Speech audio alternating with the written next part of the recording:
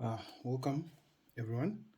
Thank you for joining me. So today I'm just gonna be walking you through how I make a coffee. So today we're gonna be testing this. This is a ritual roast, as you can see. It's Bvumba, made in Zimbabwe. This is very important. We need to be supporting our own local products. Stuff coming out of there is amazing. I have a couple of other beans, all stuff from Bvumba, and I've just made a decision to drink local. So I've set up here my rig. It's a simple one. The water obviously has been boiling, and I'm going to be using my Moka Pot here. Now, one thing you need to know about Moka coffee is it's very strong. So strong that you can even wake up the neighbors. Right. So take your spoon, put it into the little filter bag. The one thing that you don't want to do here is pick it in, right? So just make sure it's all in there. And from what I've seen in using your Moka Pot, you really need to fill this basket, but don't pick it in. Just to make sure that it's all in there, right? Sorry for making a mess. Right, and I'm gonna put this away. Right, now here you need boiling water that would have boiled already, because if you use tap water you're going to burn your grinds. So make sure you've got a dish towel handy. Put it in there. Right, you see this little pressure valve here? You need to make sure that your water is below the pressure valve. Right, we're trying to make a coffee, not die. Put that there. Just put this back in there. Right, and then make sure that this is clean. There's no point in you not cleaning your Moka Pot. You know, you make it clean. That leftover stuff leaves this rancid, bent taste in your mouth. Right, now this is the part you need the dish towel to hold this bottom part, because it's now hot. And then just screw this on, hand tight. You don't have to screw it in as if you're crazy. Now you're going to need to find yourself a burner of some sort. For this little handy one, this little Kodak burner that I bought at Okmart, and the disposable gas cans go inside. There we are.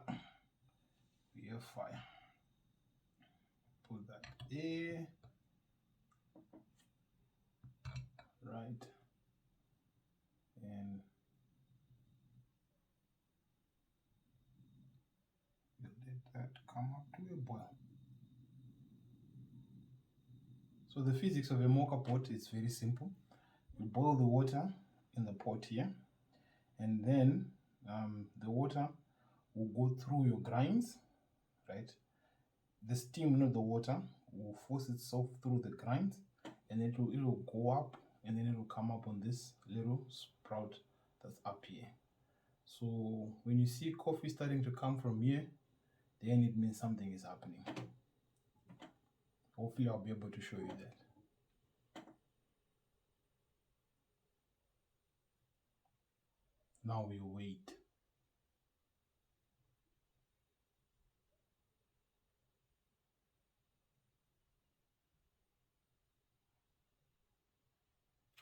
Okay, is anything happening?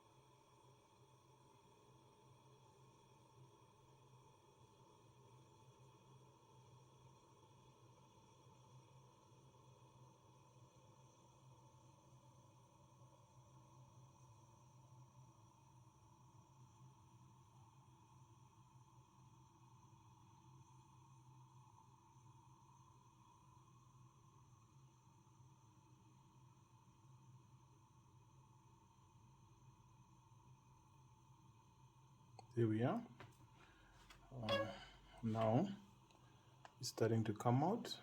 As you can see, it's quite rich, quite strong, quite black.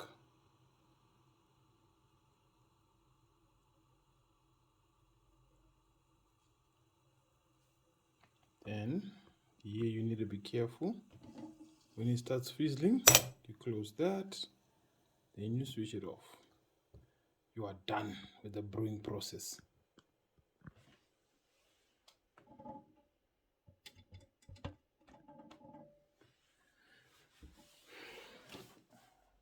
Now, remember, this is quite a strong coffee.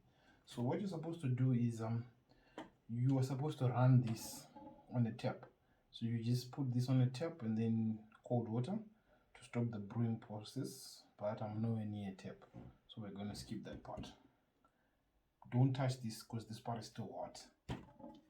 Right, now this is a very strong coffee. Right, this literally can save 3 people, but if you've got a death wish like me and you're a bit of a coffee addict, I take it neat. Yeah, I know the comment section is going to be littered with, oh, why are you drinking that too much strong coffee? My coffee, my rules. Right, so once you're done with that and you've rinsed this part and it's cold, you can separate it. Always make sure that when you store your Moka Pot, it's not tied to this, because this rubber seal that's there is the thing that gets damaged the most. So always make sure that when you store it, you don't tight it. Right, that's it. Now, depending on how brave you are, you can take it neat or you can dilute it a bit. Today I feel like diluting it a bit because this coffee can wake up the neighbors.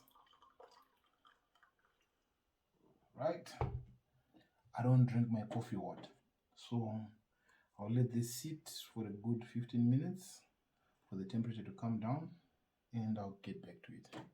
Salut.